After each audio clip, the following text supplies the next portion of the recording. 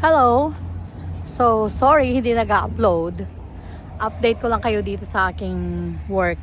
So, ngayon, nag-break lang ako ng konti kasi kanina pa ako nakaharap sa harapan ng computer. Nag-cross-eyed na ako. Kaya, tumawid lang ng kalsada. Ito na view ko dito. Yan yung mga, mga geese. Yung mga ducks. Ito ang view ko dito. Yan. Tapos, hold on, let me. Yan. Yan. Yung mga yun, oh. Kita mo. Ayun lang yung work ko, yung brown na building doon. So, naglakad lang ako. Dito tayo sa may Cooper River na tinatawag nila.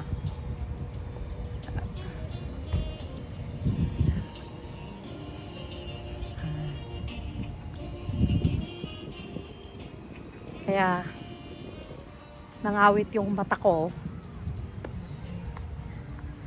Ayan, oh, ganda, oh. Diba?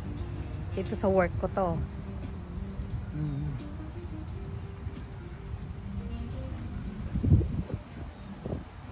Yan, lapit tayo.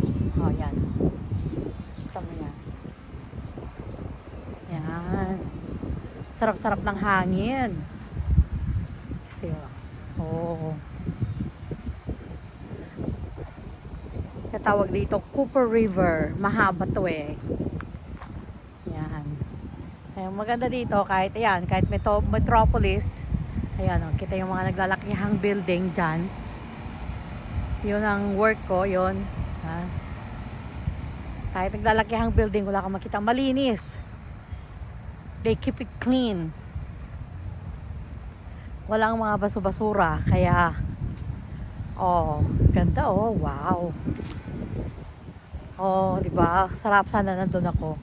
Pero okay lang, kailangan mag-work. Ayan, may mga kahoy-kahoy. Ayan, oh.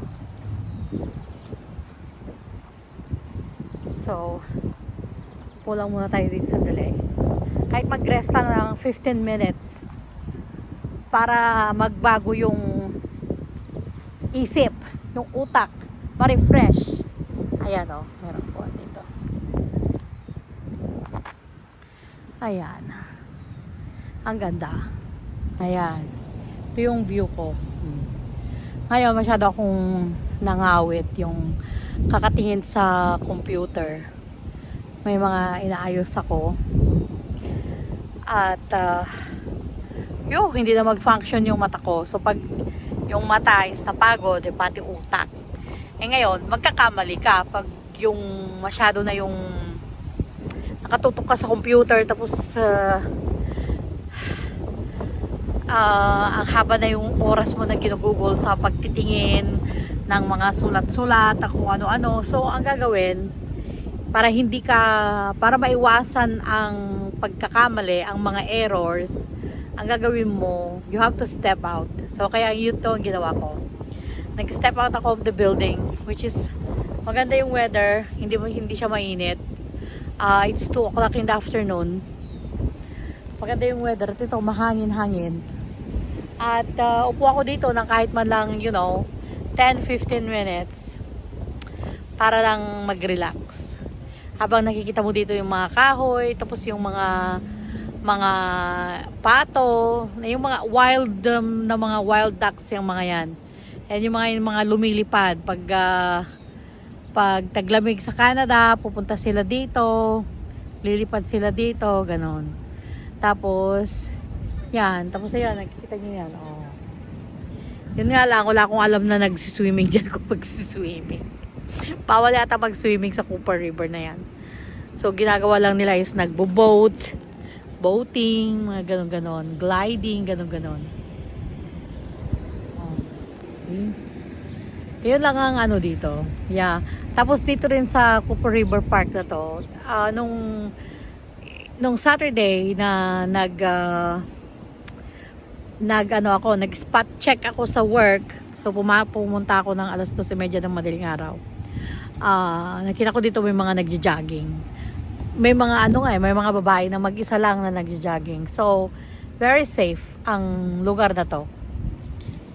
You know, at pag sa Pilipinas to, hindi pwede. Kasi sa Pilipinas yung nire-reason nila na nakadrugs, hindi totoo yun. Kasi ang alam ko dito, marami rin yung mga gumagamit, but they don't do that. Kumbaga sa Pilipinas lang kasi, ginagamit lang yun na excuse para magawa nila ng ang mga karumal-dumal na mga ginagawa nila. Dahil kung totoong wala sila sa isip nila, di dapat paano nila naplaplano, paano nila alam yung mga pinapasukan nila, mga ganun-ganun. Kaya hindi ako naniniwala. Ginagawa lang nilang excuse na yung, naka-drugs kasi ako. Yun. Kasi dito, imagine yun, 2:30 ng madaling araw. Marami ako nakita, mga mag-isang babae lang, nagja-jogging lang. Ba't hindi sila takot? That is 2:30 in the morning. Yun. Kaya talagang depende talaga eh. Ayan. Kagaya din na mga Pilipino, pag lasing. Kunwari, hindi na alam ang ginagawa pag naglalasing. Kaya kung ano-ano nang ginagawa. That's not true. Ginagawa lang excuse ng mga tao ang paglalasing, ang pagdadrugs para magawa nilang mga gusto nilang gawin na hindi dapat. Ayan. Kaya pasensya na muna at hindi ako nakaka-upload ng reaction videos ko. Alam kong gusto niyo mag-reaction video ako. Pero nanonood ako ng mga vlog ni Sir Paul, lalo na pagdating ko sa work, nagpapahinga na. Ayun, nanonood na ako ng mga vlogs ni Sir Paul, ni Peking Bombay. Yun. At ayun. Kaya lang, hindi ko kaya muna ang re-reaction kasi pagod ako pag umuwi ako. So hanggang hindi siguro nakaka-adjust yung katawan ko, hindi muna ako nakakapag-vlog o hindi muna ako nakakapag-reaction video. Kaya ito, nag-video ako ng konti habang nandito, nagpapahinga ng konti, nagpapahangin. At sabihin sa inyo na yun ang dahilan kung bakit hindi muna ako nagre-reaction video. But expect na nanonood ako. Hindi nga lang nakakapag-reaction. Kaya yun. Kaya pag naka-adjust na ako sa routine ko, imagine 1 year ako na walang ginawa kung hindi matulog, mahiga, kumain. Tapos ngayon is back to work, back to the same routine, busy. Nasa management. Kaya nag-adjust pa ang katawan ko. Kumbaga, magto 2 weeks pa lang ako bukas na nakakabalik mag-work. So, hindi pa talaga nakaka-adjust ang aking katawan. Pati rin aking utak. It's more like my utak. Kasi yun ang gumagana yung utak. So, mas nakakapagod yun. What do you call this? Dati walang ginagana yung utak ko. 1 taon yan. Kundi nanonood lang ng mga videos, nanonood ng TV, nagluluto, kumakain, natutulog. That's about it. Tapos bigla ngayon, gumagana ang utak ko. Kinakailangan mag-adjust din ulit ang utak ko. Alam nyo yun, kaya yun. Kaya pasensya po muna kayo. But eventually, kapag naka-adjust na ang katawan or ang utak sa pagbabalik sa trabaho, and then pwede na ulit tayong mag-reaction video. But for now, hindi po muna. Let me adjust first. Kaya yon. So thank you and wait for my reaction videos. Thank you very much. Bye bye.